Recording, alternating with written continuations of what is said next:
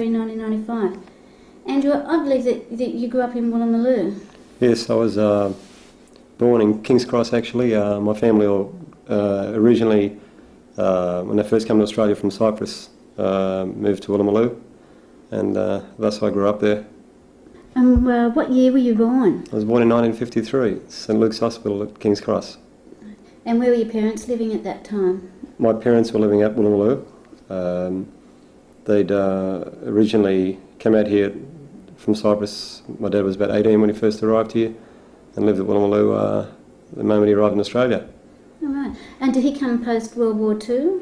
Yes, yes. Right. And what about your mum? My mum arrived in Australia not long after my dad. They'd met out here, they didn't know each other, just they happened to move in the house next door to where my dad was living. In Forbes Street of Woolloomooloo, and that's how they'd met at the time. Hmm.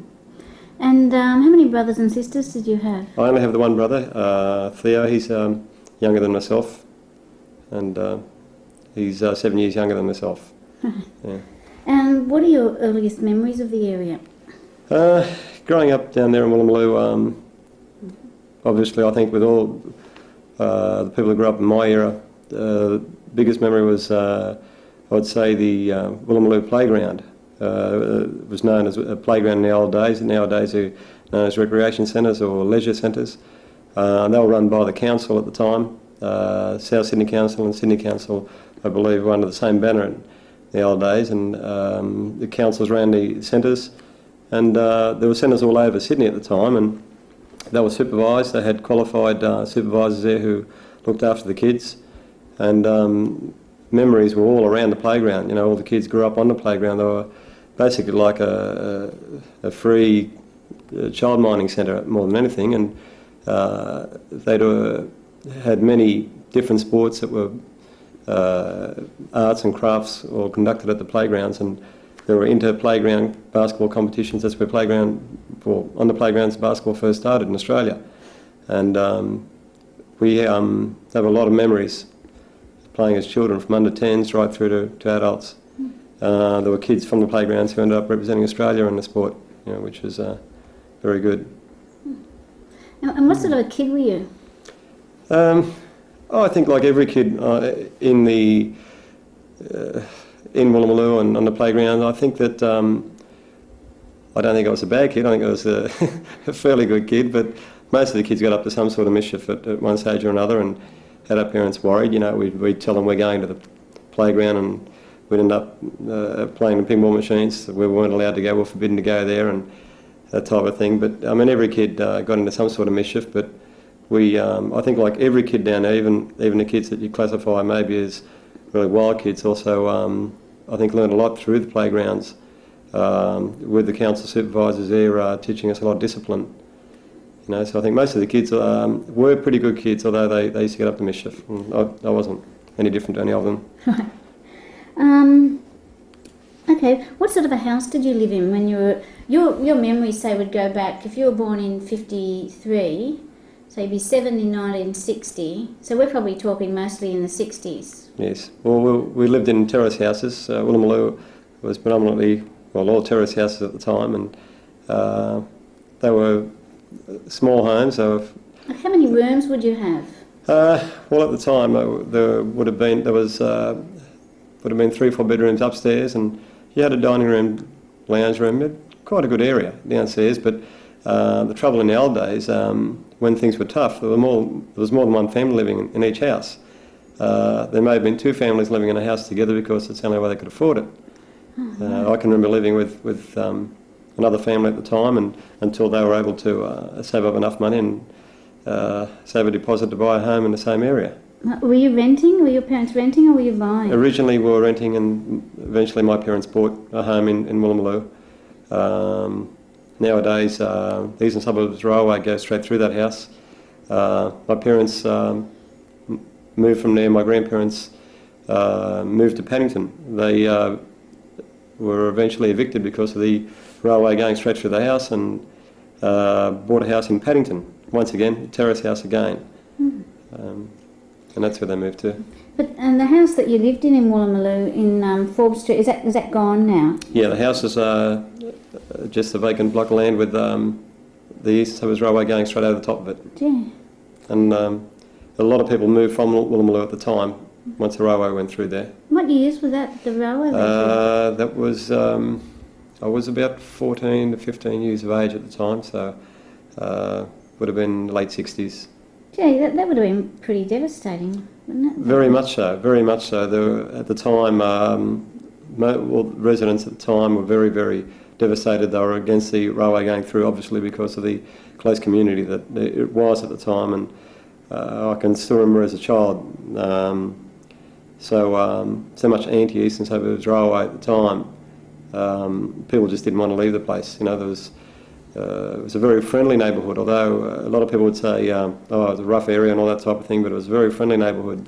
You know, you could leave your front door open at night and you wouldn't have any problems, you know, that type of thing. And people were very loyal to each other down there. And it sounds as though the houses that got knocked down, like in terms of 4 bedrooms upstairs, in some of the houses that people that we've talked about in areas like Surry Hills and maybe Woolloomooloo, they were talking about terraces that were 2 rooms upstairs, 2 rooms down, and that was it. So Yes. These must have been much more substantial than... Yes. Actually, I was going to mention that. It crossed my mind as I was saying that. All the houses weren't like that. We were quite fortunate. Our house was fairly good size. A lot of the houses down there were virtually, 2 and 3 bedroom total, and you go through one room and you're at the back of the house, basically, and they had a tiny little staircase upstairs. I had friends who lived in homes like that. We were quite fortunate, and although it wasn't a luxury home by any means, a lot of my friends who weren't so weren't as lucky as perhaps as my family was, quite often spent their evenings around playing with me at my house outside there every night of the week. Is Forbes Street a busy street, or was it then? Forbes Street used to be a very busy street, yes. It used to lead down to the wharfs at Woolloomooloo there, Woolloomooloo Bay, and it was quite a busy street. Nowadays, the street has been blocked off, so there isn't a whole lot of thoroughfare there now. Would you have trucks and what have you going down to the wharves? Were the wharves active then in terms of having ships taking export produce? Oh yes, there was also Garden Island was there, and a lot of the Navy ships were there, and I mean, as children we can still remember going down to the ships and selling newspapers on the ships, and if we were lucky enough they'd give us a free feed, that type of thing. And one of the sailors' caps, the American ships, were very kind to us. They came in the old days, and a lot of good memories with those as well. But there was a lot of traffic at that stage going up and down Forbes Street. Yes. And it sounds like the wharf and the harbour was busier there as well. Yeah, so there was a lot more activity there in those days than there is now. Well, what kind of a place was it for kids in the 60s? Well, in the 60s... can you remember anything from the late 50s? Yeah, I was fairly young then. Around about 1960 is where I started playing at the playground, and under supervision there, as I was saying. There was most of the children would hang about until the playground had closed. You know, they were there basically until it was dark. There used to be closing time at 6 p.m. and some nights they closed at 9 p.m. and the supervisors would work back until then. And the kids basically they'd stay there for as long as they possibly could. As I said, a lot of the parents were working all sorts of hours in the old days and working in factories or that type of thing. And a lot of the kids grew up around the playground. When they weren't playing in the playground, they were hanging about there. A lot of the kids, most of the kids down there, said they were taught a hell of a lot there at the playground. We learned so much there, in regards to respect and discipline and that type of thing. And most of the kids, benefited from that. Was that sort of the only friendly place, or were there other places in the area that were sort of kid-friendly in terms of the environment? No, we also had the Police Boys Club there at Woolloomooloo at the time, and Woolloomooloo Police Boys Club became Sydney Police Boys Club. Now it still exists there. It's a good club, and a lot of the children still play there now that live there now. But between the playground and the Police Boys Club, the kids had a really wide range of activities that were available to them, including going away on camps and that type of thing as well. Did did they also hang out in the streets and things like that? Well, yeah, well, a lot of times they did, but not to harm people. The difference was that it was safe there. It wasn't, people didn't get harassed if they weren't from Woolloomooloo. I think a lot of people were under the wrong impression. They'd say, when I went to high school, I went to Bourke Boys High School, which was a fairly upmarket school at the time. And most of the guys I went to school with couldn't believe that I was from Woolloomooloo, and they were very interested to find out, oh, God, what's it like down there type thing. But it wasn't an area where people would get harassed or bashed or that type of thing if they were going to be walking through it. Kids hang around, 9, 10-year-old kids would hang around till 9, 10 o'clock at night, playing outside. We'd be playing football or soccer or basketball or whatever in the street, and it would be very, very dark there, But the kids did hang around out in the streets, but not to harm anybody. It was a safe place? Yeah. If the playground was still open, we'd be there. The only reason we hung around the street was because they had to close us at one time or another. Yeah. Okay, well, what sort of a family do you come from? How would you describe your family? My family, very, very close family. My, probably the bond that's come amongst my family comes obviously from the hard days when Dad first came out here when he was only 18 years old. Did he come alone, or did he have a family? He came alone. We had an uncle here who's passed away now, my dad's uncle at the time. He was really the first of all, from both sides of the family, mums or dads. He was the first out here, and he lived in Bourke Street in Woolloomooloo. And my dad came out here as an 18-year-old and moved in with him at Woolloomooloo at the time, and got himself a job in the kitchen at a cafe in King's Cross. Stayed there for a few months, and then the story goes on, he went to Cootamundra as an 18-year-old and worked out there at a cafe for some time. I mean, he could tell you stories about experiences. He first came here and they told him that they were going to take him to a football match. Well, obviously Dad, being from Cyprus, being a European country, thought he was going to a soccer match. And they took him out to this football match, supposedly a football match, and when he got out there and saw these guys, he said, picking each other up and slamming each other and killing each other. He says, "No, what sort of football is this? I've never seen anything like this, type thing." But he had a lot of experiences. As I said, he was only 18 at the time and moved back to Sydney. Then my mum and her family came out here and moved in the house next door in Forbes Street there, and Mum and Dad met, and they, I think through hard work, the whole family, sort of came very close together, because in the old days everybody would help each other. Everything they did was done as a family. Mum and Dad, once they got married, they bought an old cafe in Goulburn Street in the city, and worked there for many, many years. What was that called? It was called the Civic Café. Right. It used to be next door to the Civic Hotel, and they're near the old Checkers nightclub. And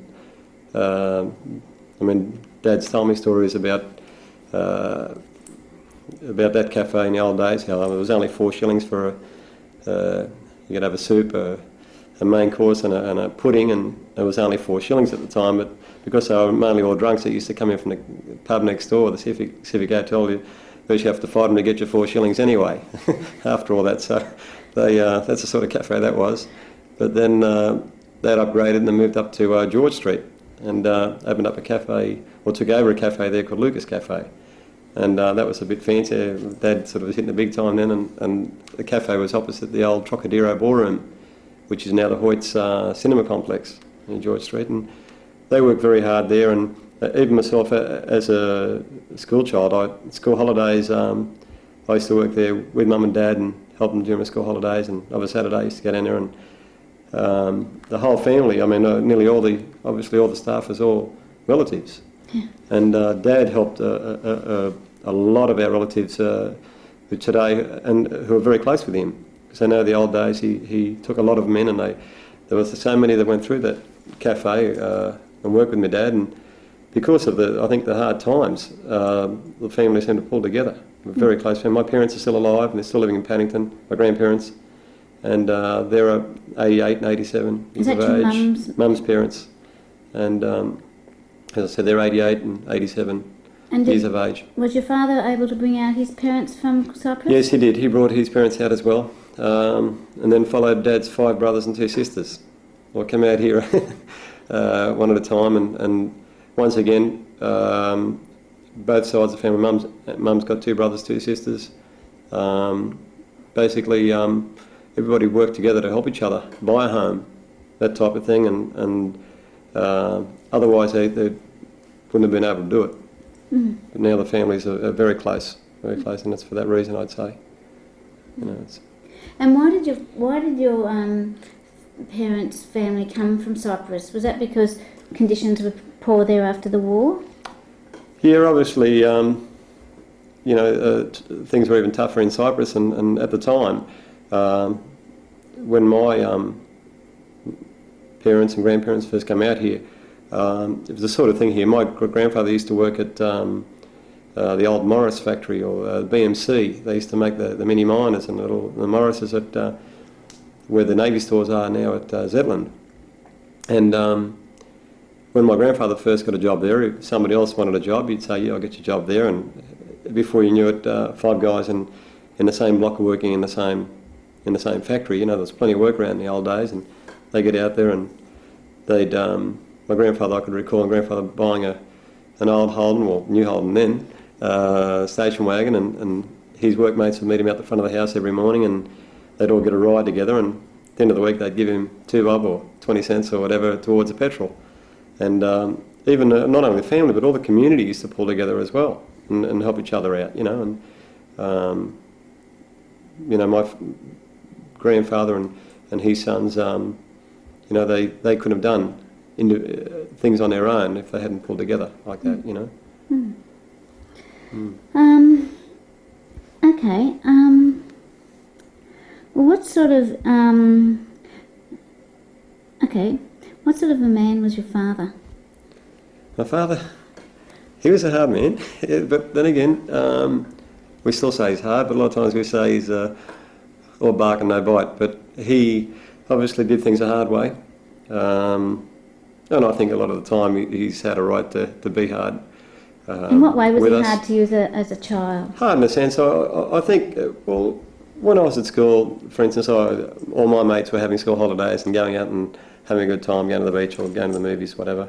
I don't think I was alone with that in the old days. I had to work in the cafe and help him.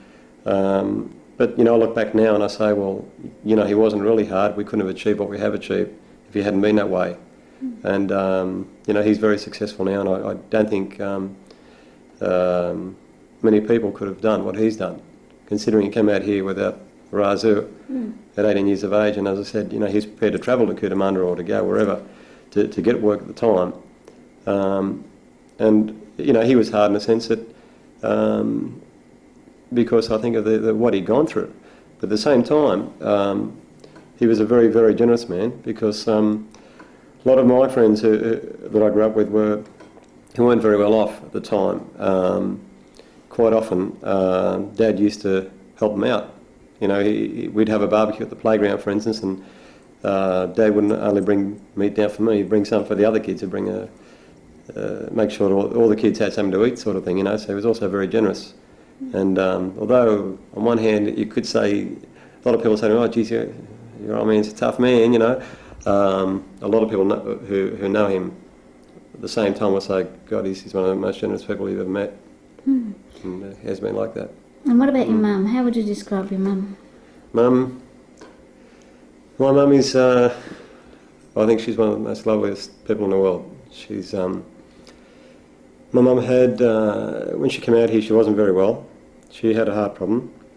At the age of 19, 18, she had open heart surgery.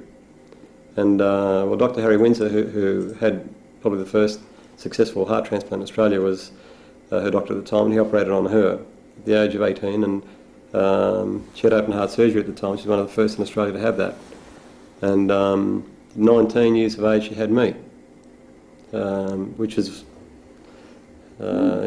pardon the pun, say she had a big heart. Yeah, bit of a risk. Yeah, bit of a risk, that's right. And 7 years later she also had my brother. But my mum has suffered with a heart from that age. But she's been a very, very strong woman. And she's been a backbone in a lot of ways for the family. And I think my dad will agree with me with that. She still to the day works, we have a function centre now. And Mum's really the backbone of the kitchen there. She still can't help herself and she's still got to get involved, just like my dad. But she's been an amazing woman to survive what she has with a heart condition that she has had for 42 years. Who controlled the finances in your family? Was it your mother Dad. or Dad, he was a man, I guess. But yeah, I guess they did it together, really. You know, they. As I said, Dad was working in a cafe, and Mum was a dressmaker at the time. She was working as a dressmaker when she first came to Australia, and once they got married, they bought the cafe together and basically did everything together. They stuck by each other all the way through. But I'd say Dad controlled mainly finances. were your parents religious? Yeah, they're religious. They're Greek Orthodox.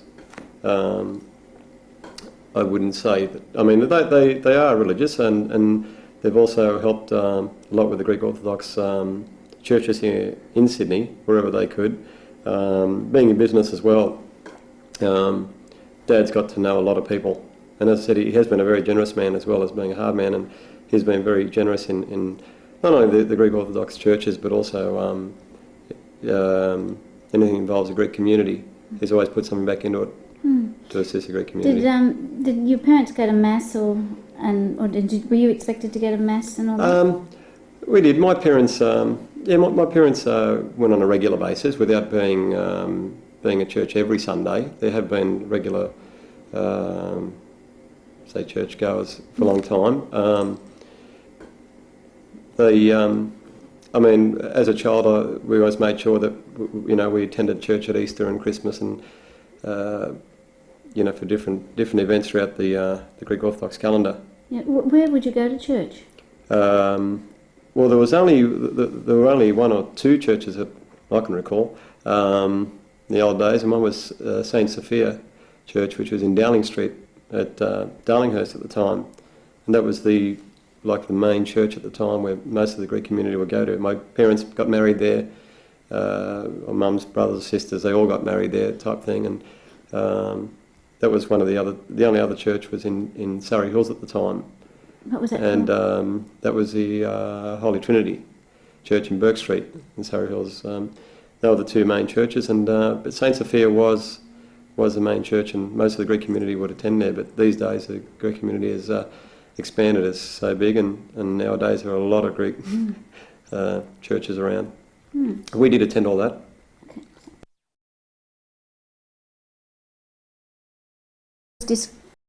Discussed in your family?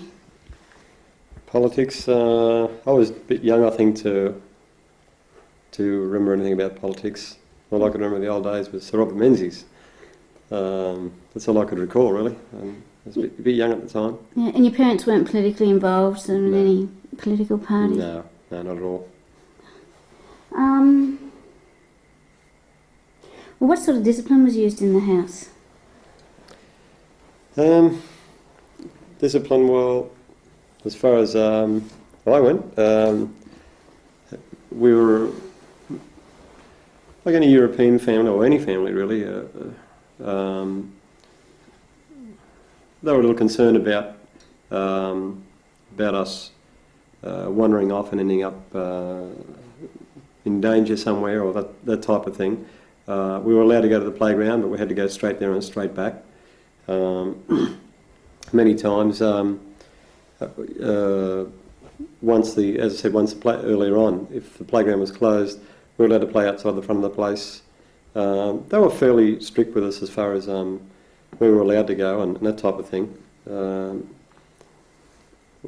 Once we got a little bit older, we were allowed to go to the movies and that type of thing in town, which was virtually within walking distance. The old days there weren't many, let's say, game parlours or pinball parlours. There was one at King's Cross and quite often kids are trying to sneak up there to play one of the pinball machines at the time, and they get into big trouble from the parents if they'd gone up there, although King's Cross wasn't like it is now. As children, there may have been drugs around in the old days, but we never ever saw them as children. These days, a lot of the kids, as you know, children having a problem with drugs, they're so readily available in the street there, but that was never ever a problem when we were children at the time. And quite often we used to go to King's Cross and we were safe. We'd go to King's Cross and come back home, and there was never any drama. The big thing at King's Cross at the time, obviously, were the girls, the nightclubs and the prostitutes and that type of thing, which obviously the parents, that was the main reason they forbid us to going to King's Cross. But I can recall as a child saying I was going to the playground and on what we called a club night, where the playground was open until 9 p.m, and I snuck up to King's Cross with a friend of mine, and so we can play the pinball machines at the only pinball parlour at the time it was there. And I was standing on a box because I couldn't reach the machine, and my friend was standing on a box beside me, and before we knew it, my grandfather, I felt somebody grab me by the ear, and it was my grandfather, and he grabbed us both by the ear and walked us home, back down to Woolloomooloo by the ear, and went home and told my friend's mum as well that we were at King's Cross playing a pinball machine, and he got into trouble too, and we weren't allowed out for a few nights type thing. But basically that was the sort of thing, only because they were concerned for us and didn't want us to see the activity that used to happen at King's Cross, although it wasn't drug related or anything like that at the time. Can you remember when King's Cross changed? Yes, I've always had a soft spot for King's Cross. As I said, I was born there. I was born at St Luke's Hospital there, which is still there. I used to quite often go to Woolies there, or Woolies up there. We used to go to the movies there quite often. We were allowed to go there over Saturday afternoon, but not in the evenings. They had the old newsreel, and they had the old Metro picture theatre there, and we used to go there as children. Later on, as we, I'd say the last 15 years is where I would say is where King's Cross has changed. So it didn't change in terms of your youth? No, in my youth it was never a problem. As I said, we right up until the time, to my early 20s, we never had any problems with King's Cross. I think 15, perhaps the last 20 years, King's Cross has changed a hell of a lot.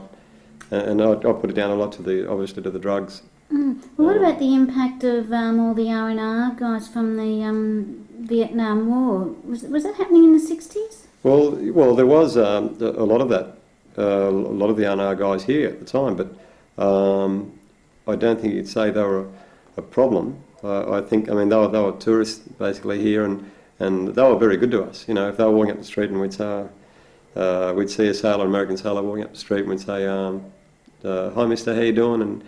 And before you know it, have you got any American coins on you? And they'd give you a dime or something, and you'd add to your collection, you know. And those guys are very good to us, you know. And they were here for a good time. They were in Sydney having their rest and recreation, I guess, or they had a couple of days off. They'd be having a good time here. But as children, maybe we weren't awake to anything bad that was happening at the time, but I don't think it was a problem. Yeah. I was just wondering if that was a turning point. But once they stopped, perhaps it may have been, but I think, as I said, it's come. You know, King's Cross now is a dangerous place. I was 9 and 10 years of age, and we'd go up to King's Cross and we go back home. I have a little boy now who's almost 9 years of age, and if he was to go there now, I'd probably have a heart attack because, although it was okay for me to do it in those days, I still think it was different then. Yeah. We've talked a little bit about, you were expected to contribute to the family by working in your dad's shop. Were you expected to contribute in any other ways, or? As I was saying earlier, with our families sticking together and working together and putting all their money into a pool sort of thing to help each other buy a home, none of the family, I think, would have been able to do what they did do. As I said, Dad had 5 brothers, 2 sisters. Mum had 2 brothers, 2 sisters. And everybody helped each other. worked very hard, but they all ended up with their own homes and families and that type of thing. Myself, I was young. I learned a hell of a lot, working with Dad, with Mum and Dad, and I look back on it now, and the experience that I gained was incredible. But I was never ever short of anything. As I said, I was one of the lucky boys. Although we grew up in Woolloomooloo and Paddington, I was never short of anything. Dad was always made sure that I was always looked after. From what age would you have worked in the shop? Oh, Dad had me down there when I was in primary school. I was working there in primary school, and right throughout high school, I worked with him. I left there. I was working. I had got my first office job out of high school, and worked there for a number of years. And I was still helping Dad. And today, we're still working together. Yeah. And just like, as I said, the family couldn't have achieved, each individual couldn't have achieved what they did achieve. It's the same now. I think, Dad appreciates the help that myself and my brother also contributed. What did the family do for fun?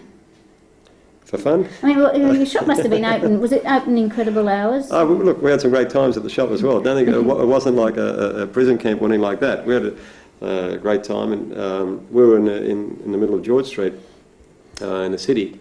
In the old days, there were picture theatres around then, and that was one of the main activities for us. I mean, we go to the movies all the time.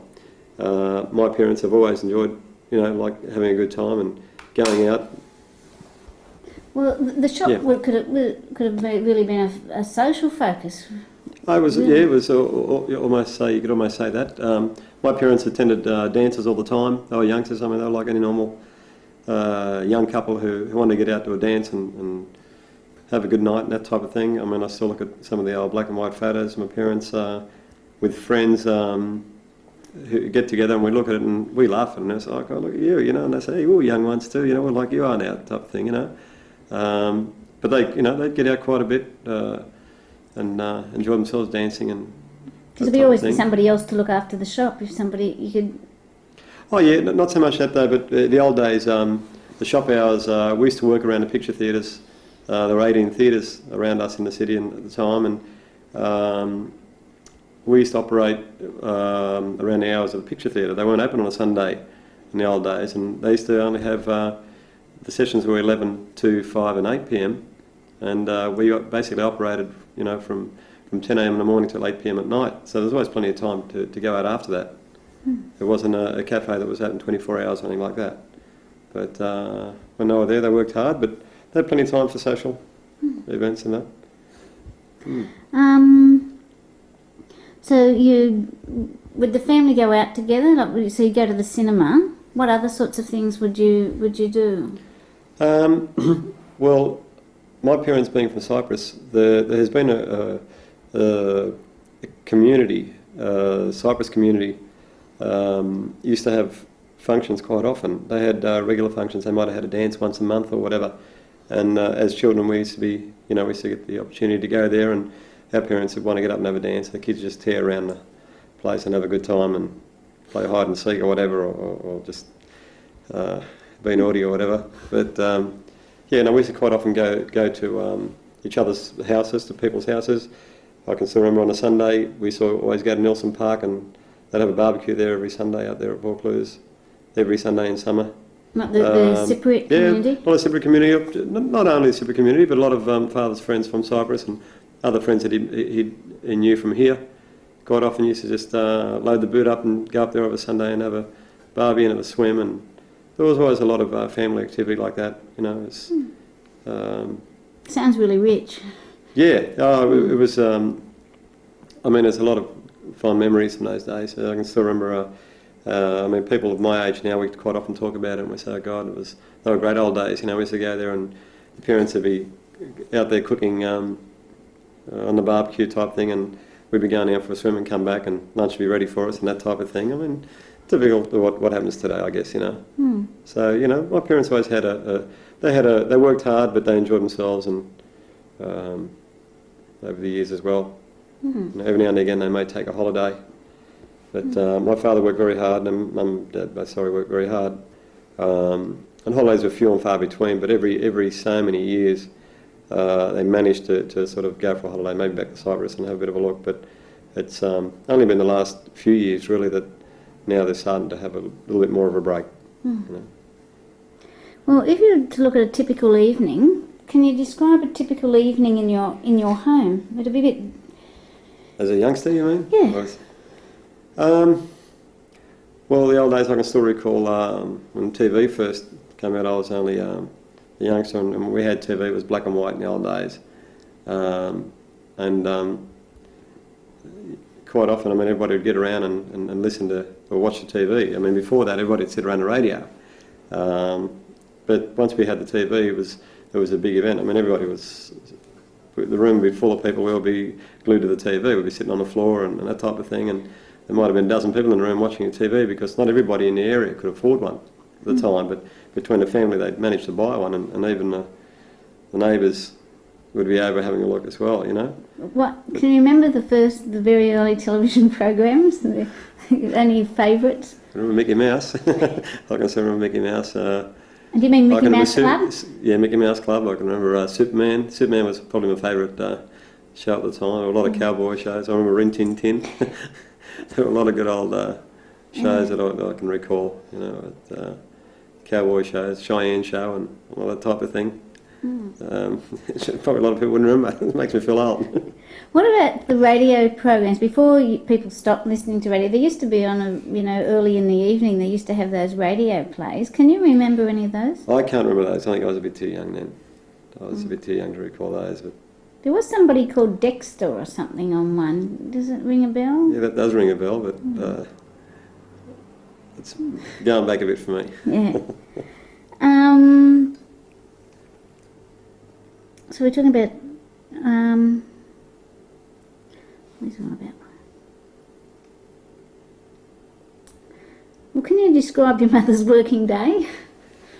My mother's working day? Well, my mother, as I mentioned earlier, was a dressmaker at the time. She used to sew, worked down in Surry Hills, and just by coincidence, my mum's name is Mary, and she used to work in Mary Street in Surry Hills there, in one of the places there, and she worked there for some time until she met Dad. Once they got married, so they were married very young. Mum was only 18. She was when she had her heart operation as well. And once they got married, they'd bought a cafe together, as we were saying, and they worked very hard there for quite some time. So she's always actively worked. Oh yeah, my mum's worked as long as I've been around. Yeah. Yeah.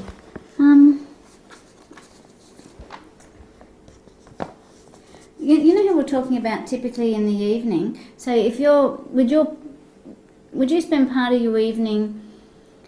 When you would you have your evening meal at home or at the cafe? When my parents were working in the cafe, my grandparents, obviously, as I said, they lived next door to each other, and as a result of that, my grandparents looked after myself when I was a child, made sure they picked me up from the school and took me to school and all that type of thing. And I, being next door to them and growing up with them from the time I was born, still to the day, I call my grandmother Mum as well. And it's funny because my mum and her mum, they're both mum to me, and they're both equally as close. But my parents wouldn't finish work till 8 o'clock every night, and my grandparents looked after me for quite some time, along together with my mum's heart condition. My grandmother helped bring me up as well, and that's why I became very close to them as well. So in the evening you would come home to your grandparents after you'd been at the activity centre? At school and at the playground activity centre, yes. Yeah. Okay, what was a typical meal? There was, I mean, we still like every other Australian kid. I mean, we had all nationalities there at Woolloomooloo, of course. We had a lot of Italians there, and we had Australian kids. Every nationality had Maltese. It was a mixed. Any Aboriginal families? Oh yeah, a lot of Aboriginal families. So there were a few of those, and some of my best friends were Aboriginals, and they grew up in my area there. And we quite often, I mean, we'd like to have fish and chips wrapped up in newspaper as well. I mean, I was a typical kid just like the others. You know, you like a hamburger. You know, in the old days there was no McDonald's around. These days, I mean, I'll ask my little boy, you know, what would you like tonight? And he'll always say McDonald's. The old days, they didn't exist. McDonald's and those stores didn't exist. But we had, as far as home goes, typical meals, there'd always be a great variety. You know, there was always meat on the table. There always, no matter what they cook, whether it was a stew or a roast or whatever, there was always plenty of food. There was always meat or chicken or whatever. It's food. My grandmother is also a very well-known woman now amongst all the families, and also Mum's brothers who had so many friends who grew up with them, a generation before me at Woolloomooloo, and they all called my grandmother Mama, because they used to quite often come around, and those guys used to love her because she was a great cook, and they'd come around and not only have food but Greek sweets and that type of thing all the time. And they still come and visit her now, and they all love her and treat her like their mum. She's been like a mum to a lot of guys who grew up in that era in Woolloomooloo. So, well, in terms of variety of fruit and veg, was there what sort of range was even available? Well, at that time, I can still recall as a child going with my grandfather down to Paddy's markets every Saturday morning. Yeah, that's why I bought a station wagon. We go down every Saturday morning. He'd have his trolley with him, and we go down and he'd buy a box of apples, because obviously that was the cheapest way to buy, and then we'd split it up amongst all the family type thing. Buy a box of apples. He'd buy half a dozen watermelons. He wouldn't buy one, you'd buy half a dozen because they'd all pool in. Potatoes, a sack of potatoes, because it was the cheapest way to buy things. And you know, the vegetables that my grandfather used to buy, chickens, live chickens down there, and bring them home, and they used to slit their throats themselves in the backyard and cook them, because that's how they used to be 30, 35 years ago.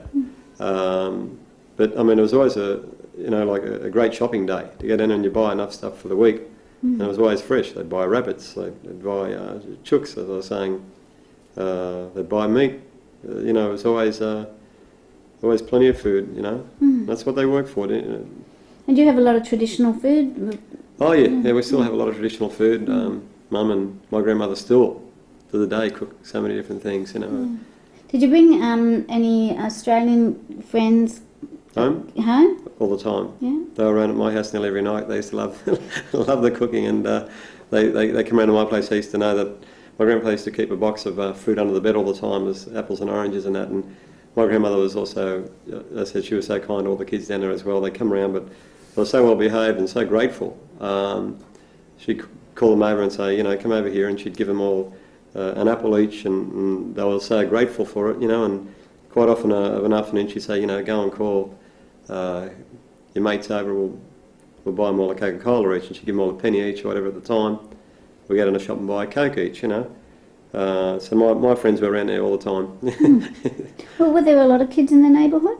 Oh yeah. I mean, I can recall having my 21st birthday, and we had it here actually at this house here, and all my friends from Woolloomooloo were all invited, and we had close to 400 people up here at the house. They were all over the house. The place was packed, and it was great. And each and every one of them was a very close friend of mine, you know, and you know, just sort of typified, you know, the closeness of friends. What was the typical size of a family? Oh, look, as I mentioned earlier, some of the houses, like our house, which is a little bit bigger, there may have been 10 people living in that house at the time. It wasn't just your average family of 4 living there. There may have been 10 people living in that house, but quite often they'd have a dance down at the playground, and there were so many kids, but every kid would attend it. Every kid in Woolloomooloo would be there, you know, and we had, I couldn't even tell you how many kids there were there, but, you know, every kid in Woolloomooloo was there. Seems like there was a lot. Yeah. Okay, well, who were your friends? I mean, well, you told me you had 400. Can you name? I could go on forever, and if I named 10 of them, the other 390 would probably be disappointed that I didn't mention them. But going back to kindergarten, and I had a lot of friends. A good friend of mine from kindergarten, a fellow called Nick Clement, he was always a little overweight guy. Great guy. We still see each other now all the time. He's a plumber now, very successful owner of his own business. He's doing very well, works very hard, but he's still the same as what he was when he was a kid, and we're still very close. I see Nick all the time. I had friends that lived across the road, the Peasley family. There was Freddie, and who I still see now. I ended up being his best man when he got married. And his brother John, he had two brothers, one who was adopted to the family at the time, and his name was John as well, so there was Freddie, Big John and Baby John. And those three guys were very, very close to me at the time. We grew up together. Another friend of mine now who I also say his best man when he got married, a guy called Frankie Gatt, and we knocked about together as kids. But there were so many of them. I mean, I could go through and mention so many of the guys that we grew up with. Well, what did your friends, what did their parents do? Their parents, another very close friend of mine comes to mind was Nino Panuccio. Nino's family lived down in Forbes Street as well, and they were Italians and they were all fishing families at the time. There was a lot of fishing families at Woolloomooloo. Nino and I still see each other now all the time, very close friends still. His mum quite often, I could recall, his dad used to go out and do the fishing, and they'd come back, and his mum and the other mums used to walk up and down Forbes Street, knock on the houses, and they'd have fresh fish in a bucket every couple of days, whatever, and you could buy fresh fish off them. You know, you couldn't get any fresher than that, and cheap, of course, at the time as well. But most of the families down there, the Italian families, were all fishing families, and still to the day, a lot of them still have the fishing trawlers, and. And they go out from... They go out prawning and fishing now, still in Sydney Harbour. Really? And it still continues now, yeah. Yeah. So there was a lot of them at the time, and they're still around. Where do they go out from? What part of the harbour then? A lot of those families moved over towards Leichhardt. A lot of those, a few of those were also evicted when Eastern Suburbs Railway went through the house. Basically split up the area a lot, and the people, who, as I said, it was quite upsetting at the time with a lot of people. They were very upset to have to leave there because it was such a close community. You try to explain to somebody today what it was like there in the old days, and people who lived there would say you couldn't really explain what it was like unless you lived there. You couldn't understand the feeling of what it was like in that community in the old days. You know. Was there much, with there's a huge ethnic mix. I mean, was there any conflict or problem with that? Never had any conflict whatsoever. You know, if quite often, if we were called a wog, it was a joke. We'd laugh at it. You know. So it wasn't malicious. No, it wasn't malicious. You know, it was a joke, and I think a lot of that came back to the supervisors at the playground because. The supervisors there at the time, Mr. Ryan, or Kevin Ryan as he's known, but most of the boys even to the day, my age, all around the 40 years of age, still call him Mr. Ryan, just out of respect that we had for the man, and we started to call him Sir or Mr. Ryan. And a lady called Miss Straughan, who was there at the time, who's have to be in her 80s now, she's got to be around that now, and she's an amazing woman, and she was there at the time as well. But both these people were employed by the council, and I think a lot of it comes back to them as far as the ethnic community went. They used to joke around about it, and Mr. Ryan would say, you know, come over here, you little wog, you know, and you'd laugh about it because it was a joke at the time, you know. You could take it that way. There was never any offence taken, you know, and you could throw something back at the Aussie kids and they wouldn't be offended either, you know, and it's great because nowadays, you know, there's... You see one of them in the street and you shake hands and you could really feel the genuine feeling between you, you know, like you could feel it from your heart, you know, it's a genuine handshake. And he was, because everybody there seemed to be close hard. What about You know? any discrimination directed at the Koori kids? Never any problem. Never any problem. Never. I couldn't ever recall anything of that nature ever in my life. Never recall that. Okay. I think it was a great experience in life, you know, being able to sort of learn that. Sounds terrific. There's nothing like.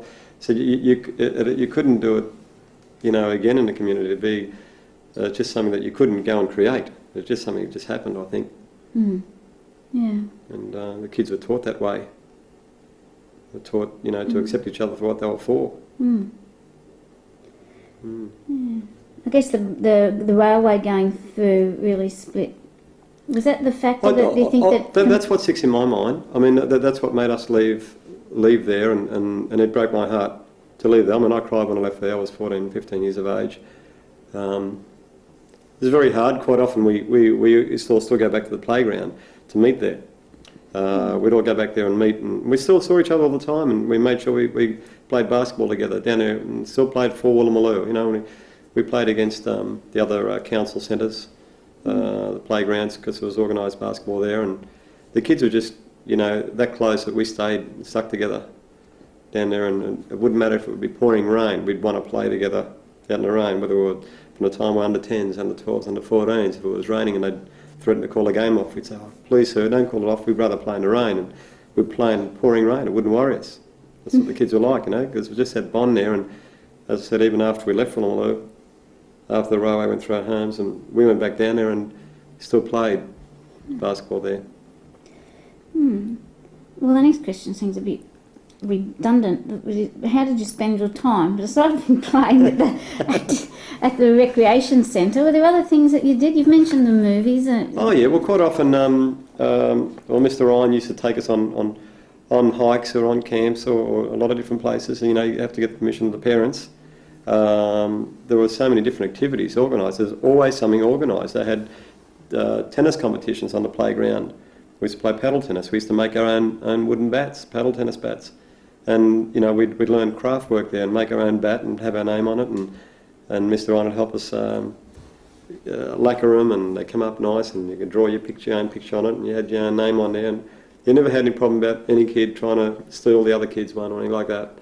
There was always organised sports for us, or camps or activities. Was it all free? It was all free of charge. And Do you know that was the why? thing. I think, I mean, as I said, it started from, well, actually I can even recall a gentleman who passed away many years ago, Mr. Rossbrook, who was there, one of the initial people who was involved with starting that. And he was like, we used to call him the big boss. You know, he'd come around to the playground, and he'd be wearing his old grey dust coat, and he'd come around and just check up on the supervisors, on Mr. Ryan and Miss Straughan and everybody else, and see how things are going there. And everybody respected him so much. And he used to do that not only at Woolloomooloo, but Moore Park Playground, and over at Piermont at Maybank Playground, and Coronation Playground at Surry Hills. There were playgrounds all over Sydney. And those centres were funded by the council. And Mr. Ryan and Miss Straughan were employed by the council at the time. There were many other supervisors that were also working there or working different centres. And, you know, even those guys we got to know. You know, Mr. Gibson, who was at Moore Park at the time, and Mr. Howden and Mr. Rose. There were so many guys that, you know, and those guys had at different times worked at Woolloomooloo as well. But they taught the kids so much. You know, these guys were even more respected than our school teachers. You know, we weren't allowed to swear or fight or I mean, in the old days it was almost like dog eat dog. But if kids wanted to have a fight, you know, Mr. Ryan would say, "Okay, you guys want to fight? Go outside, have your fight, and come back in and play." They go out, they have their fight, and come back in. You know, if any kid was caught playing up, one of the worst punishments that any kid could possibly get down there, and it'll really hurt you. You get barred from the playground for a week or a month. And if you're outside for a month, quite often kids would be begging to come back in and say, "Oh, please sir, forgive me," or, you know, they come in and apologise, and eventually they let you back in, but it was still part of discipline. And what would you have to do to get excluded for like a week or a month? Or swearing, Yeah. Swearing, I mean, the old days said swearing, or Mr. Ryan was a great artist. He used to draw some fantastic things. He was a very, very talented man, and he'd do the set of rules up on the wall there. No swearing, no spitting, no fighting, and so on and so on. No bad language, that type of thing. And if you break any of the rules, right, you're out. And you knew the rules. You went straight for the gate because that was it. And you'd hang outside the gate for that week. That he'd say, well, you're barred till next Monday, But you still come and hang around outside the playground. And it'll break your heart because if you're outside, you're dying to get in there and get a hold of a tennis bat or a basketball or a football or a soccer ball and have a play. And all these things were provided by the council. Yeah. Okay. Well, can you remember any adventures that you had? Adventures but, there were a lot of adventures. We got up to mischief. I could recall a number of them. I could remember another good friend of mine called Gary Clark at the time. We were children and we were only young.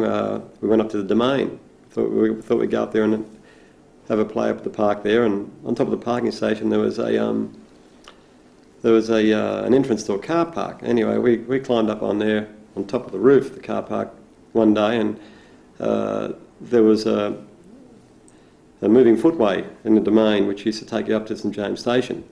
Well, it must have been some sort of machinery, but there was a lot of wind that used to come out of this roof, and there was a big steel grate over it. And what we used to do, we used to throw paper on there and watch it float because the wind was blowing it up. Anyway, one day we decided to try. We kept on throwing paper out there and stuff, and then we decided it would sit there and float, and then we decided to throw a milk bottle out there. And obviously it didn't stay up, and it went down and it smashed, and the noise was so loud, and a guy came running out of the building. He said, right, you two get down here, sort of thing. And we looked at him and we looked at each other, and when he came around that side of the building, we jumped off the other side and ran for our lives. And he chased us up the hill to St Mary's Cathedral. We ran up into the church and we were hiding in the church. And this guy came in looking for us, and we were holding hands. We were hiding in there behind a seat. We were praying to God for forgiveness, and we were saying, please, we'll never do it again if you help us get off this time, sort of thing, I mean, there were all little things like that we used to get up in mischief. Later on there were a lot of kids who got into different sorts of strife, but that was a typical sort of thing that... well, tell us some more. That was... we used to have there was another fellow who we used to call the Mad Scotchman. That was a name that we just came up with. The guy may not have been mad, but he used to live in the park there at the main near the Mitchell Library, and near the Carl Expressway, and we used to attend Plunkett Street Primary School. Anyway, this guy used to hang around up in the park there, and we sort of say, we'll go up after school and have a rock fight with the Mad Scotchman. And he used to be in the park then. He used to wear all these bright red and yellow clothes, and it was always very bright, and he'd live in the park.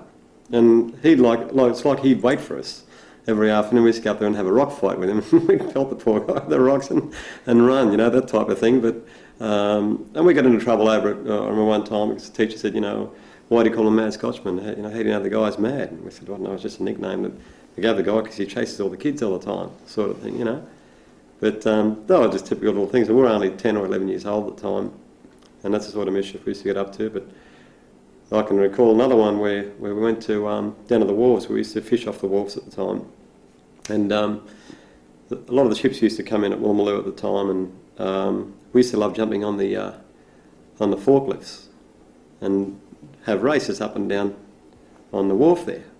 And I better not mention any names, but one of my friends, who'd been mentioned earlier, give him up here, was driving along on a forklift and couldn't stop it and was going for the edge, and he jumped off the forklift, and subsequently the forklift hit the edge of the wharf and tipped over into the water, and obviously we ran for our lives and once again praying to God that we don't get caught. And next day we were down there and I was pulling it out of the water and we were saying, God, I wonder how that fell in there, type thing, But there's always kids, we were always getting up to mischief, but not because we meant to do damage to it. That was just something that unfortunately got out of control. He couldn't stop the thing, but we weren't going to own up to it, type thing, There's so many stories. As I said, we used to go on the American ships and they'd sell the newspapers, and the guys were all nice to us, and And so, anything to eat, sir, we'd say. And they'd say, yeah, come over here, we'll fix you something up. Boy, sit over here. And we'd sit down and you'd have something to eat, and when you finish, you try to steal their cutlery as well. And if Mr. Ryan had found out, we would have been in a big strife. We're more worried about him finding out than our parents, because the discipline that he taught us, you know, and we'd be trying to run away with the knives and forks, and we'd be dropping them, and we'd be getting chased off the ship, sort of thing, you know. But they were just typical little things that the kids used to do, get into mischief.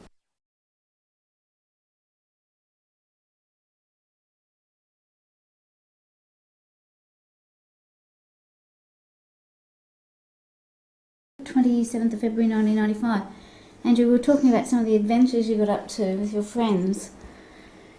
Can you remember what else the kids in the neighbourhood would do? Well, there's so many stories you could tell from Woolloomooloo. I mean, while the Eastern Suburbs Railway was being built, I could recall, I mean, which is typical of some of the kids. I could recall one time where one of the boys who lived up the street from me, his name was Donald Puttyfoot. I mean, a very, very unusual name.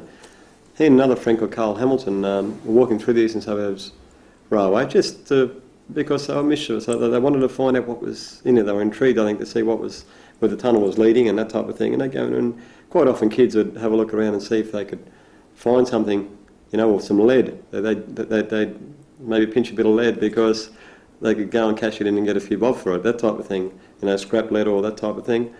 And they were walking through the tunnel, and Donald Puttyfoot had bumped into a guy that had hung himself at the time, and this guy was hanging in the Eastern Suburbs Railway. I think the story goes, I think the guy had hung himself. But they, as young kids, they ran straight back out of the tunnel because they were petrified. But Donald, he was a wild kid. Puttyfoot was such a wild kid, and he went back in there and went through the guy's pockets in case he might have had some money on him. And he came back, and when Mr. Ryan fronted him and said, you know, what's the story? What happened? And what happened? He says, so we ran into the guy and we ran back out, sir. But he said, I went back in to check his pockets, but I felt sorry for the poor bugger because he only had a few bob in his pockets, so I left it there for him. He said, sort of thing, you know. And we thought that was quite funny because, you know, we thought, oh, that's pretty good of him, you know, like the poor guy was dead anyway, but he decided to leave the money in the guy's pockets. He didn't have much on him. But there's so many stories, you know, that you could tell. It's just there were nights where we used to play hares and hounds, and Mr. Ryan would go out with one of the other boys, a couple of the other boys, earlier on in the afternoon, and they'd put markings all over Woolloomooloo, and you'd have to follow these markings. They'd give you a hint on, and you had your hares and you had your hounds, and the hounds had to go out and try to track down the hares. And one guy would go ahead. The guy had marked the hares who went out with Mr. Ryan of the afternoon and marked the way, went and hid, perhaps up in a tree, up in the domain or something, and we'd be looking for them all over the place for clues, and we'd see an arrow this way, and we'd say, oh, they must have gone this way, and there'd be another hint on the next corner, and we'd go to the next corner, and eventually we'd try to track them down. There were a couple of times where a couple of kids got lost in the whole thing, and then they had a search party out all over Woolloomooloo trying to find them, and when we got back to Woolloomooloo, all the kids got in trouble. I'll never forget one night where we came back and all the parents were chucking a tantrum because, you know, they thought it was dangerous because, you know, a couple of the kids had got lost in the process, you know, but we're only out playing a game, and the kids, most of the time, were probably because they got sidetracked and decided to go and do something else in the middle of it all, you know, that type of thing. But there were so many stories that you know, one could tell about Woolloomooloo. I remember as children as I said, the kids there weren't that well off. We used to play on the playground. It was a bitumen, and the kids would play basketball without shoes, and it wouldn't worry them. They play soccer without shoes, you know, and a lot of the kids there weren't very well off at all. But as we were growing up, there was a boys' home that Mr. Ryan took all the kids to. We all went along to this boys' home, and I think it was called Dalwood Homes at the time. Took us along, and all the kids went along, and we were sort of shown what it was like to be in a boys' home or without parents or whatever, and they said, those kids are poor, you know, not you kids, you know, sort of thing. And so we go down there and we'd be into craft and making different things for these kids. We make all these different little trucks or cars or whatever, And then one of the boys, who wasn't so well off, Nino, he helped us start a collection. We started a collection, and all the kids managed to raise a bit of money, and we went to Mr. Ryan, and Nino said, well, look, we thought we'd start a collection, sir, for the poor kids. You know, Mr. Ryan, I'd say to you now, you know, like he thought we were poor kids at the time, but we realised that there were kids worse off than us, you know, at the time, and we went up to the boys' home at the time and presented them with a new basketball because they didn't have one, and all these different toys that we'd made at the playground for them. You know, so the kids were pretty kind-hearted as well at the time, and we learned a lot about life, as I said. You know, Mr. Ryan opened up our eyes to a lot of things to show that we weren't really that bad off after all. We were quite fortunate. You know, I think today a lot of the kids miss out because that's not available to them. There's still recreation centres, I think. There are still recreation centres, yes, but I'm not that much involved with them these days. But I think a lot of it was through no choice. The kids basically had nowhere else to go, and they hung around there all the time because all the parents were working all the time. The centres are still there for the children in the area, and they've still got some great activities. But I think a lot of it, well, in the old days, the communities were so close, and there's so many fond memories. But I would imagine that the kids that are there now are still very grateful to have a facility like that available to them. In the 60s, were most of the kids' parents in work, and if so, I mean, where did they work, or was there unemployment? Well, most of them did work, yes. Mums and dads did work, and that's why. Well, whereabouts? What sort of were they labouring, or well, were they... most of the fathers were working in a lot of the factories. As I said, my grandfather and all his mates around Woolloomooloo were working at the BMC factory making mini miners, and quite often they used to take us out there and let us have a look on how they used to build the cars over there at Zetland. Now that's since closed down, of course, but nearly everybody was working. I mean, as far as I can recall, I know there's so many people working at that place. It wasn't funny, and I know. What about on the wharves? Well, a lot of them worked on the wharves too. There were a lot of people down there who worked on the wharves. You know, did a lot of things Garden fall Island. off boats? Yeah, I'm sure there was. The old days, I was too young to really say, but a lot of them did work on the wharves as well. You know, there was a lot of activity down there at the time, a lot of employment there. You mentioned before about that finding the hung man. What can you recall of deaths in your childhood?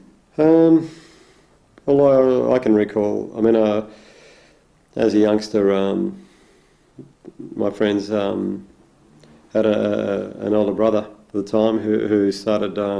Who was a little bit older than us, and was at a disco one night, and he being a boy from Woolloomooloo, he was fairly streetwise, and he always had a reputation as a fairly a guy who can handle himself, but not a troublemaker as such. But he'd been to a disco at the time and got into a fight with one guy, and then before he knew it, he had to fight a couple of guys, and as the story went, he was asked to come outside, sort of thing, and when he went outside, he got stabbed to death.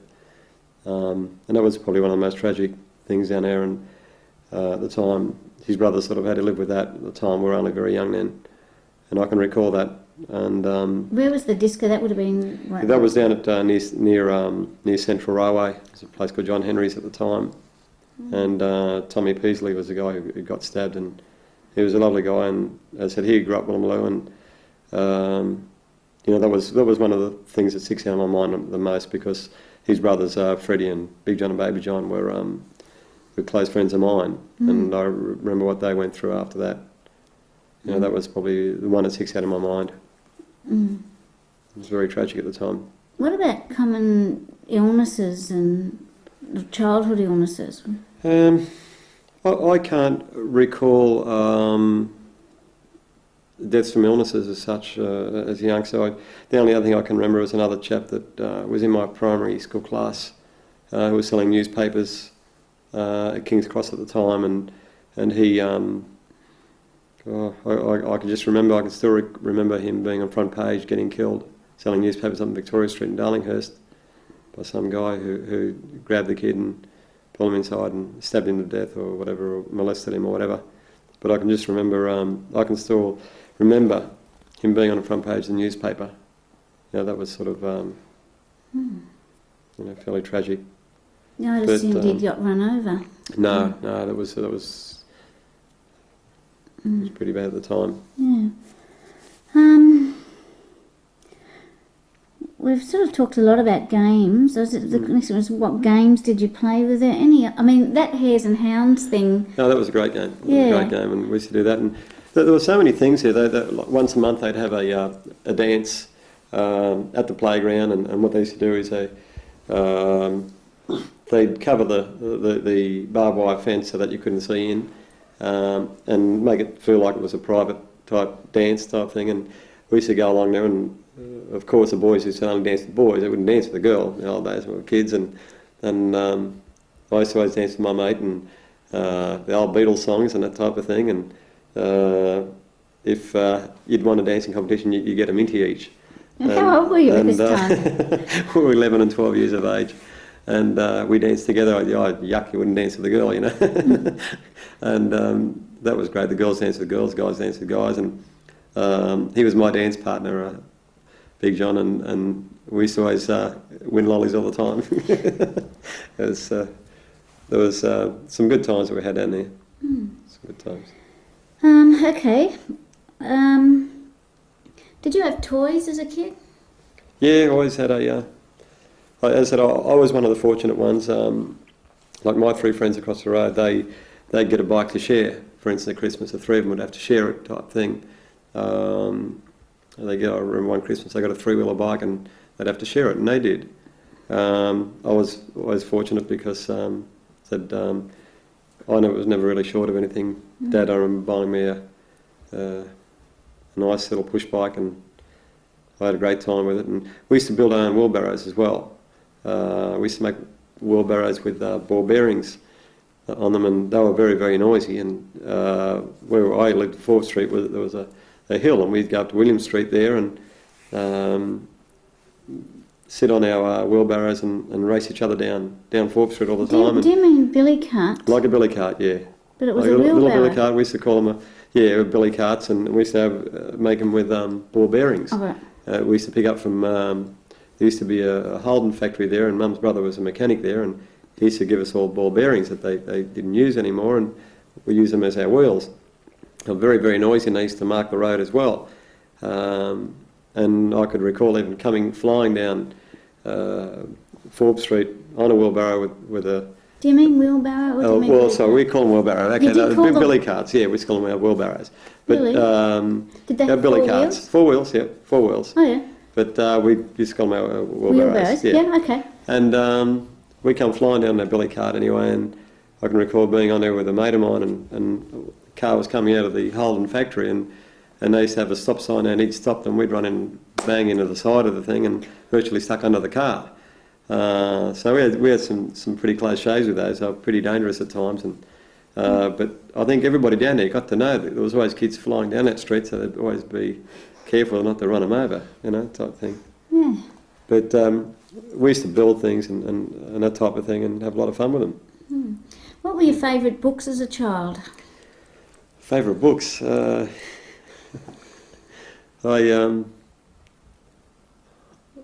aren't any books that really stick in my mind in primary school, to be honest with you.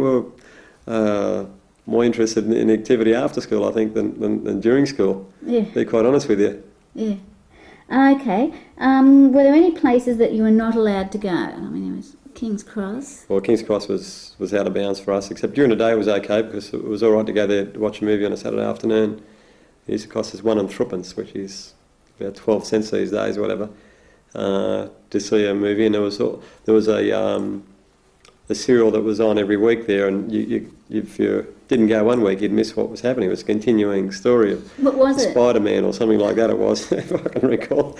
And we used to go up to see a movie, and they quite often had good old Elvis movies on there, and we used to go up there a Saturday afternoon and see a movie, so King's Cross was all right. But night times, it was out of bounds. What was the name of the theatre that you used to go to?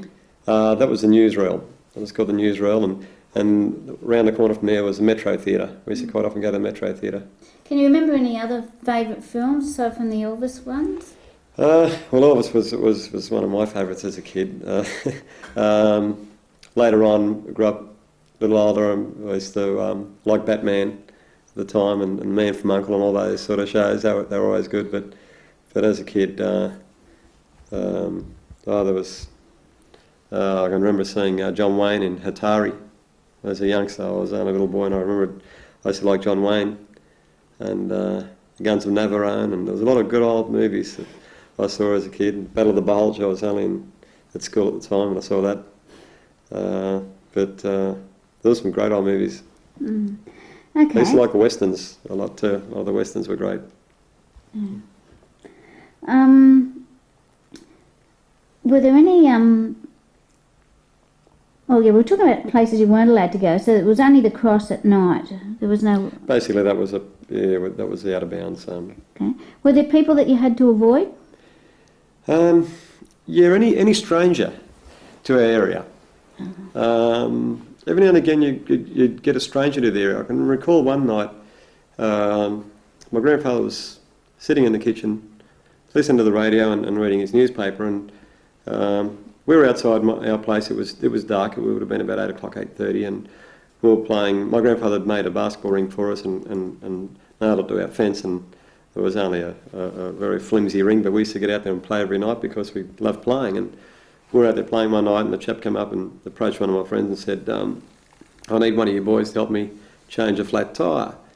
And one of my friends, John Maxock, his name was, a Hungarian boy, he says, I'll help you, sir, And we said, no, don't go, John, because we didn't know the guy. If it was anybody else in Woolloomooloo, it was fine. But if you didn't know him, you knew that you'd be very weary. Anyway, I raced inside and I said to my grandfather, look, there's a man out there and he wants us to help change his tyre. And he said, didn't take a lot of notice. He said, look, just don't worry about it. He said, just don't go, just stay at the front there. Sort of thing, kept reading his paper. And we went outside there and John's walking up the street with this guy, and we followed him up the street. I raced back inside and got my grandfather and said, you better come up with us. And we went up the road there, and there's this guy in a laneway up near the Forbes Club, which used to be an old gambling club many years ago, that famous Percy Galea originally opened up, and that was up the road from me. And around the corner from the Forbes Club there was a really dark lane there, and this guy took our friend into the laneway and started showing him this car tyre, and we were sort of hiding it in the laneway. There's 5 or 6 of us there, and he said to him, I've got to change a tyre on this car. And he said, that doesn't look like it's flat, it seems all right. Anyway, this guy turned around and says, look, look, I didn't want the other boys to get jealous, he said, but I'm a photographer, he said, and I want to take some photos of you, he said. And my friend says, well, where's your camera? He said, well, I want to see, if you're athletic enough first, he said. And we're there at the end of the laneway and we're saying, look, we better do something about this. And this guy obviously was wanted to molest our friend, and before we all raced into the laneway, and one of my friends was raced up, and I think the guy more than shocked than anything, because he grabbed our friend by the wrist when he tried to walk away, and I think it was more than shocked than anything because he didn't see us there. Friend raced up, and we were only 11 or 12 years of age at the time, and raced up and hit this guy, and I think more shocked than anything, he let our friend go and we just ran. We were like sort of mice who had just been let out of a box sort of thing. We just ran all directions and took off and raced home, and my grandfather was there and looking for this guy, but this guy disappeared. But I think at the time, as I said, because this guy was a stranger to Woolloomooloo, we were very weary of him, but if there was anybody else from there, everybody knew each other and you were never in danger there. Mm. But there was, I understand, there was prostitution and brothels in Woolloomooloo, so wouldn't you have got there a few people... Yeah, I can tell you some stories about that. Wandering around? Yeah, at one stage, the prostitutes used to do it in their cars. They used to have these big cars, and they used to park them up behind the playground when the playground was closed, and quite often they used to take the customer back and do it in the car with them there, right? And as kids, we used to sneak up to the car to want to have a look, scare the hell out of them and yell something at them and then run, like typical little brats, sort of thing. But we used to get our kicks out of it. But yeah, there was a bit of prostitution about at the time, but not so much. I said that in Woolloomooloo was more towards Darlinghurst. Was it Palmer Street? Palmer Street, yes. So that was further over here. Palmer Street was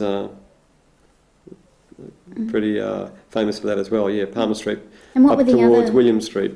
That was, but most of it was at the top of Palmer Street and also on the other side of William Street, where around Stanley Street now, or East Sydney, which is quite popular now with cafes and quite a trendy little area. Well, that was very, very well renowned. Liverpool streets, all very well renowned for. Well, where else in prostitution.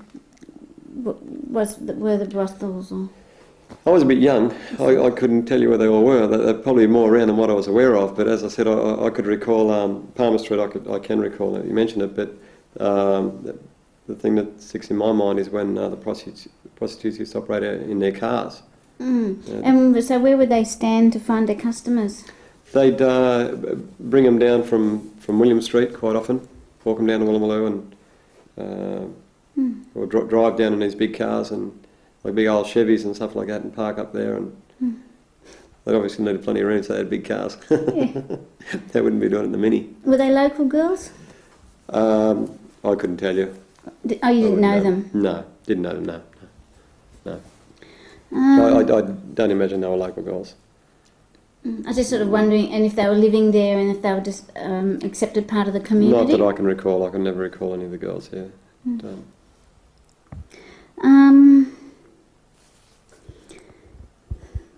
Oh yeah. Well, where did you go to school? I went to Plunkett Street Public School, which is a great little school that was down at the bottom end of Woolloomooloo, and it was a good little school. It was very, very small. They were basically all composite classes. You know, you'd have two classes in one. First and second class were together, and third and fourth were together, and five and six. So there was only 4 classrooms, basically, and it was a good little school. We didn't have a school uniform or anything like that, but You didn't have a school uniform? no, well, the kids at that time couldn't afford a uniform. The kids just wore anything they wanted to school. So when we went to high school, it was a great feeling. Oh, it's fantastic. We've got a school uniform now. We thought it was great, you know. There were a lot of people that come out of there that, you know, that did very well. You know, there were a lot of good athletes that came out of Woolloomooloo as well that came from there, and the school's had a lot of character about it. Before I was there, it was an old school, and they'd rebuilt it. It was a new school for us, and it was quite lovely actually. It was quite new. Well, how did the teachers treat you? Teachers are great. In fact, I every now and again now I still see a teacher of mine. He was very young at the time when he was teaching me in primary school, and I was driving down Bondi Road about 2 weeks ago, and I put up the traffic lights, and I said, I wonder if he'd recognise me. I looked at him, I said, I'm sure that's him. And he just looked straight over and sang out to me, and he's a funny one, he just started laughing his head off sort of thing, and I said, I can't believe it. And I still call him Mr. Symes, you know, and I saw him every now and again after that, throughout high school. He was teaching at high schools after that, and from time to time we run into him, you know, and he still looks like he did when I was in primary school. You know, he used to be lifesaver at Bondi when I was a kid, and he used to walk from Bondi to Woolloomooloo every day. He lived at Bondi, and he used to walk to school and walk home every day. He was a very, very fit man, and perhaps that's why he still looks so well. Yeah. Yeah, but the teachers were great. They were very good. And most of the local kids went there? Yeah, most of the local kids went there. A lot of my friends who are Catholic went to St Mary's Cathedral. A few of them had been expelled from there or got kicked out of there, and they'd come to Plunkett Street then. They'd come down there and join us. But the Catholic boys, most of them went to St Mary's Cathedral. Was there any sex education? Maybe not at school necessarily, but or at home? No, not at home. I can still remember my mate Nick Clement and I reading a book. We were in primary school, and we said, he said to me, look at this, and we're looking at this book, and we said, you've got to have sex to have babies. I said, you're kidding. I mean, we knew what, we were in primary school, we knew what sexual intercourse was, but we didn't know that you did that to have babies, you know, that sort of thing. But we never had any sex education. And was it possible to talk about sex at home, or was it? Not really, no. Well, I didn't. I know that we never spoke about it at home. When I got to high school, I was learning about sex education there, but in primary school. Most of the kids they were always pretty streetwise. They knew what was going on, you know, just from what they learned growing up in the area. From the girls? From the girls and the guys, we got a pretty good education growing up in that area. I think every kid knew what it was all about by the time they were in high school anyway.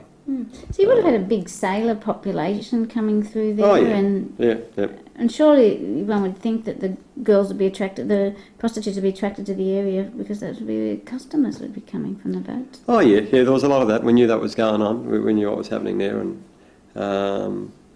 you know, I mean, we could recall a girl who grew up in the area with us, who we used to play with quite often, and we remember we'd be playing with her, and her mum was a prostitute, and quite often we'd be there trying to get up mischief with her, and her mum would bring home a sailor, and we go, you know, we'd be upstairs in the old terrace house, and he'd hear the door open downstairs, so we'd have to hide in the cupboard till her mum finished with a sailor and left, sort of thing, you know, that type of thing. We'd be hiding under the bed or whatever, you know. So there was always, I mean, we knew what was going on, sort of thing, at the time. Okay, so in terms of the... In fact, sorry to cut you off there, but I found it quite strange when I went to high school, and friends of mine would say to me, "Oh, you're from Woolloomooloo?" And I'd say, "Yeah." And I'd say, "Gosh, a rough area and that." And we start having a chat, and you talk about sex and that type of thing, and these guys say, "Oh, my dad sat down and had a talk with me and told me about the birds and the bees," and I found it real strange because it never happened with me, and I'd say, "God, that's pretty good," but I knew that like 4 years ago, you know, sort of thing, you know, type thing. We just learned that from the streets down there. And you said before that you went to high school at Vaucluse High. Yes. Well, how was that in terms of culture shock? Or? Well, yeah, at the time, the areas, they sent children from covered Woolloomooloo. There was a direct bus route from Woolloomooloo and King's Cross, which went direct to Vaucluse. There was only one bus, and it's quite easy transport-wise to get there. And it was a bit of a culture shock. We went there, and number one, the school had something like 12 or 1300 kids there, and I came from a school with 100. It was a bit of a culture shock, you know, for me, and as well as quite a few of my friends who went with me from there. Were you accepted? It took a little while because a lot of people sort of got the stage at the beginning. People sort of feared us because we were from Woolloomooloo, thinking, "Oh, look, these guys are rough guys. We've got to watch them," type thing. But they found it, you know, we got on pretty good with all the kids there, and they accepted us what we were, you know, from where we came from. We accepted them, you know, and we got on fine. We got on terrific, and I made a lot of great friends from high school there. Well, you know, when you were a kid, and some kids went to St Mary's, the cathedral school there, was there any sort of sectarian rivalry, you know, Catholic, Protestant sort of stuff? No, not that I could ever recall. There's nothing like that. A state school, private school? No, not really. We never, you know, we all got on fine there. Never not even in fun? I mean... No, not that I can recall. No, we probably would have known what it was all about at that stage. Okay, so if you had to describe the neighbourhood, would you say it was was it residential mostly, or...? Yeah, it was mainly residential. There weren't any factories around. There were a couple. There was down towards the bottom of Woolloomooloo, I can recall a couple of factories. There was a soft drink factory down there where they used to store a lot of soft drinks down there, and there was a factory where they used to carry... Actually, no, it might have been a storage depot for the Navy. They used to carry a lot of gas bottles and things there. But as far as factories go, there weren't many factories in. It was mainly residential. Okay. Well, what would you say was the social focus of the area? You know, was there a place where people sort of got together and they'd talk informally? You know, was there a pub or did... Yeah, there were pubs there. There were a number of pubs at Woolloomooloo. Quite a few pubs. There was a Fitzroy Hotel where quite often Mum's brothers used to go around and have a drink, sort of thing, and I used to go around and tell them when dinner was ready so they can come home, sort of thing. Down at the bottom end of Woolloomooloo there was the Bells Hotel that famous Jimmy Carruthers, Australia's first world boxing champion, owned. He owned that hotel there initially. Jimmy Carruthers only passed away not long ago, a couple of years ago. But he was from Woolloomooloo, and I'm a Plunkett Street boy as well. Yeah, there were pubs down there, and most of the parents went there, or the parents even had a lot of activity at the playgrounds as well. They quite often did things themselves there. They used to get down there and form groups of, a lot of the mothers used to get down there and do things together, and obviously because all their children were involved there, they were involved as well. Oh, right. Yeah. Mm. Was there a lot of mixing in the street between the parents and, like would the women gather anywhere aside from the activity? Everybody knew everybody down there. You could walk from one end of, if you were going to the playground, you basically saying hi to almost every person on the way down there because everybody knew each other. Quite often, my aunties and all that used to say, oh, well, look, I'll be around at so-and-so's house if you're looking for me, There was a lot of that, a lot of people, a very, very close-knit community at the time. Yeah. Okay. What smells can you remember? Smells? I can smell, well, I can still recall the fish smells down there because of down at the bottom end of Woolloomooloo, all the fishing families, the Italians used to live down there, and quite often they had their nets out in the street repairing them. They'd have them stretched out in the street there and they'd be repairing them, and you can walk through there, you can smell the fishy smell down there. That was the main thing that I can recall. Okay, Yeah. what sound do you remember? If you just to think back, is there a sound you associate with the area? Well, as a very, very young child, I can remember the trams in William Street. There were trams and I can still remember the tram noises. I can't remember how old I was when they stopped, but I can still remember riding on the trams, and I can remember when the Queen visited Australia, and I was in primary school at the time, and we were all up in William Street there, and the trams were still on at the time. But that's noise-wise, I can recall that.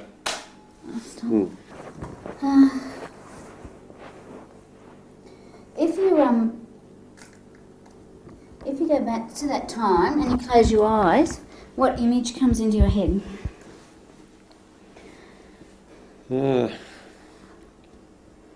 Probably the thing that I just remember the most. I think image-wise, the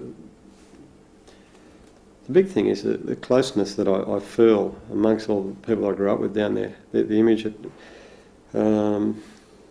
was one that the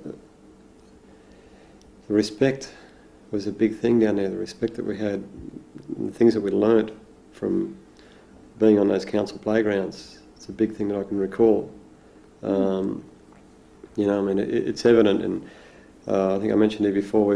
We had 400 odd friends up here for my 21st birthday, and we had Mr. Ryan was here at my 21st, of course, and I also invited friends from who used to work with me. I'd been working for 3 years, and I had some friends here, and one chap from my work in the office there was here, and we're outside in the corner there, and he was bewildered. He said to me, God, he said, some of your mates look like a tough boys, sort of thing, but they're lovely guys. He said, we're just having a chat with them. He said, oh, mate, they're, great guys. He said, but I'm just intrigued to know who that fellow is over there.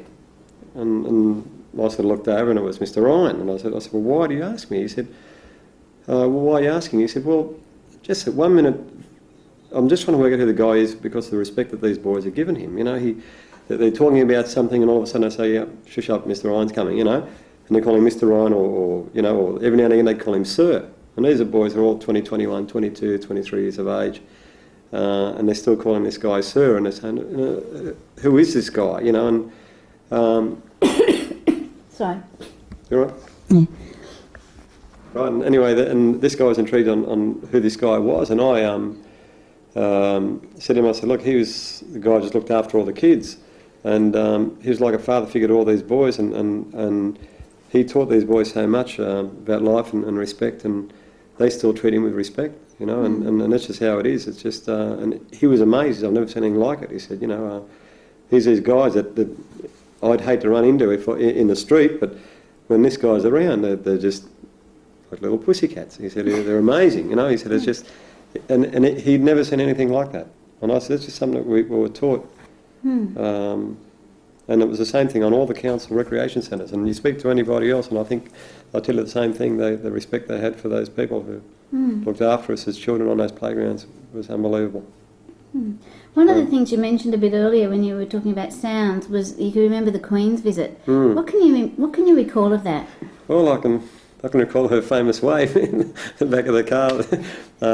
Me waving to her there up in William Street there, and the Queen also visited some of the centres as well. So there were still photos at Moore Park Playground of the Queen visiting there. But were the kids really excited? Oh, very much so. The kids were. It was a highlight for the kids. Something like that. It was a huge event for us, and we were all up in William Street there, and we lined up like everybody else, and you know, took the old black and white photos, which I still have somewhere at home. And I can still recall her famous wave. That's what I can recall. I always had a soft spot for her. Always reminded me of my mum for some reason. Yeah, well, we've certainly changed a lot since then. Where did most people do their shopping? Do their shopping, or did their shopping then? Yeah. There were a couple of little corner stores there. On the corner there was always a little grocery shop that you know, you could get your bread and your milk and your normal things that you buy. As I said, every Saturday morning I used to go to the markets with my grandfather. A lot of people used to go to the markets because that's where they used to buy their fruit and veggies and their chooks and that type of thing. You know, the old days there weren't frozen chooks around and stuff like that. Most of the people go to the markets for most things, but any daily needs, you get them from the corner store. Right, but there were no supermarkets as such? No, there were no supermarkets then, I can recall. What were the most popular newspapers? Well, I can remember the Daily Mirror and the Sun.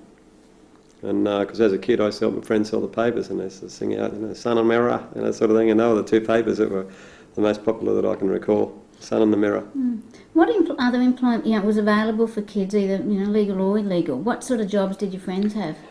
Most of the boys had paper runs.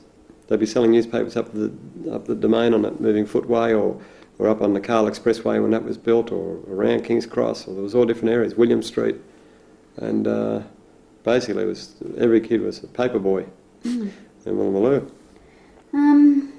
Were there any local characters that you can remember? Yeah, there were a number of local characters. We had there were so many of them, but I can recall a guy that used to live next door to us, an old fellow. He's still around now. He's Wally Lehman. He sticks in my mind. He was a great character. He used to live next door to us there, and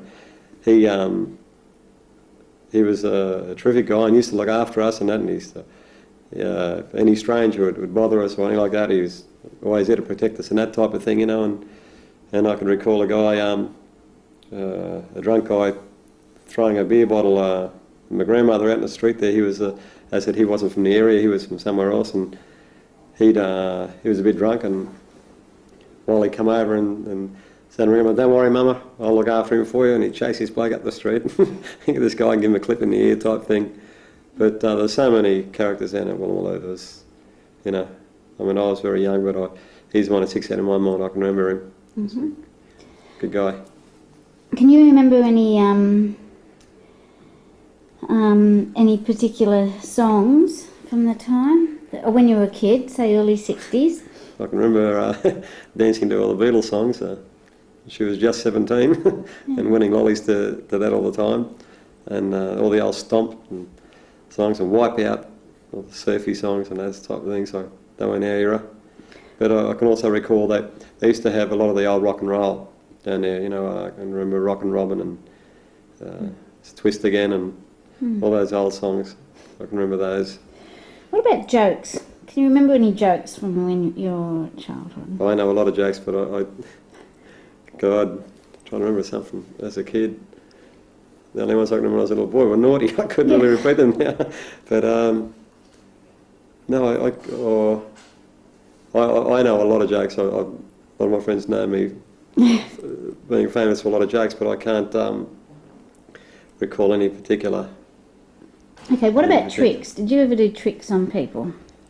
Yeah, we used to do a lot of tricks. I mean, typical things that the kids used to do in the street is, you get a coin and glue it to the ground and stuff like that, and wait for somebody to walk up the street and try to pick it up and stuff like that, or put a tie a note to some fishing line, and leave it there and wait for someone to try to pick it up, and you'd pull it and stuff like that. Just little tricks like that we used to do to people in the street, just to have a bit of a laugh, at other people's expense, I guess. Yeah. Were there any local criminals? Yeah, I'm sure there were. There were a number of criminals, in the old days that either hung around there or came down there, or sort of were famous from that era type thing. From there are some around now. I wouldn't like to mention their names, people around these days, but there were guys down there. I remember there was one guy who came down there and harassed some of the kids there, and the kids gave him a bit of cheek though, I think, at the time. He chased him into the playground, and Mr. Ryan came over and grabbed this guy and virtually threw him out of the playground and said, you leave our kids alone, sort of thing. And when he left, all the kids came out and said, oh, sir, he's a gunman, sir, sort of thing. And this is, oh no, and poor Mr. Ryan was worried for the next couple of months why this guy's going to come back and get him. But there were a lot of crims that used to hang around, particularly with the Forbes Club opening up there at Percy Eastern. Forbes Club was one of the first illegal casinos in Sydney, and was renowned for a lot of the criminals hanging out there. Yeah. Well, what did you know about... I was thinking of the local... Oh, we've sort of covered some of the local crimes. Did you go on holidays? Well, you didn't. Did you go on holidays? Did I go on holidays? Yeah. As a child, you're saying? Yeah. Well, the only holiday I went on as far as overseas I went when I was 8 years old.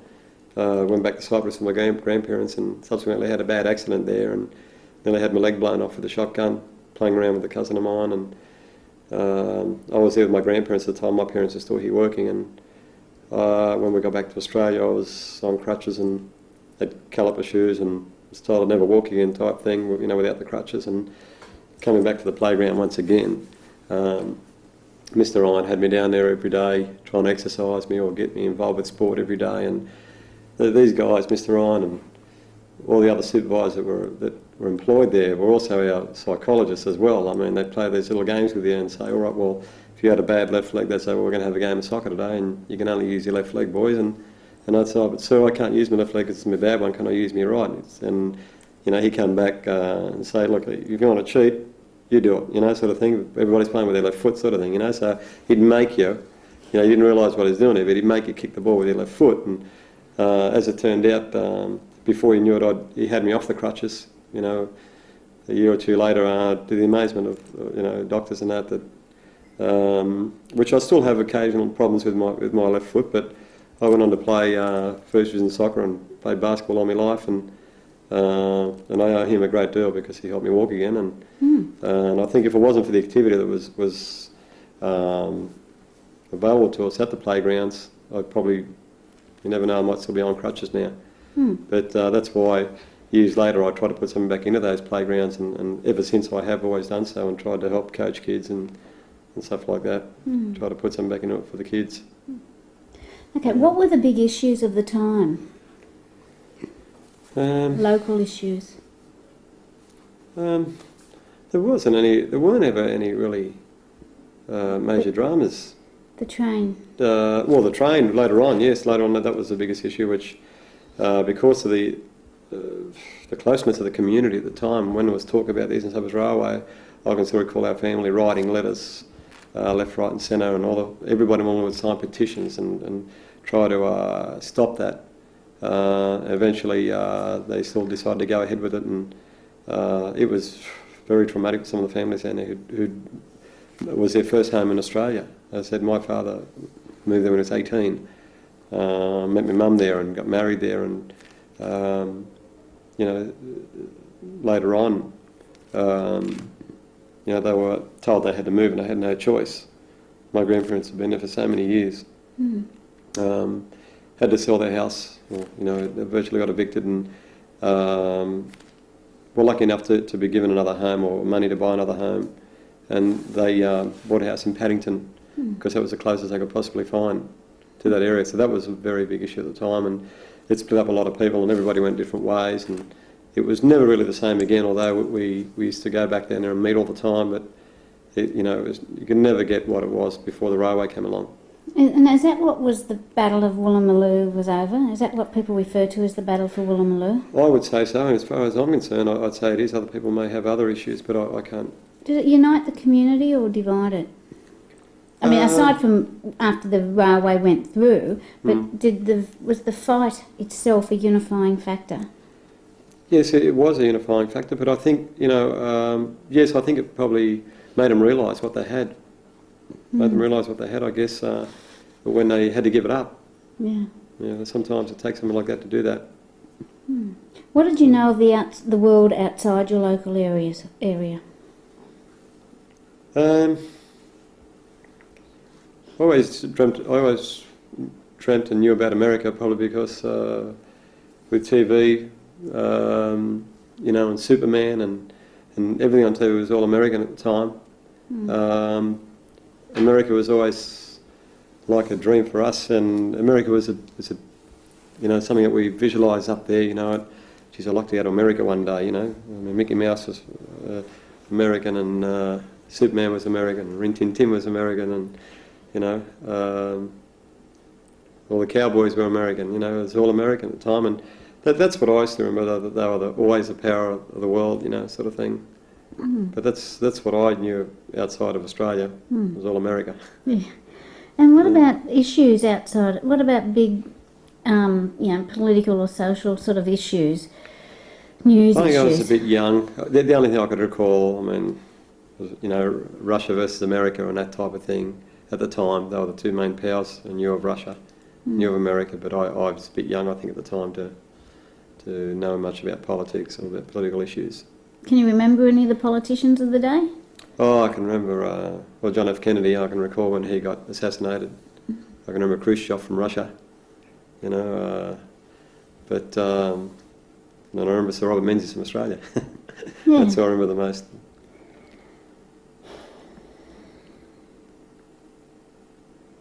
Okay, what's your happiest memory? My happiest memory? Probably the day I walked. I'd say after my accident.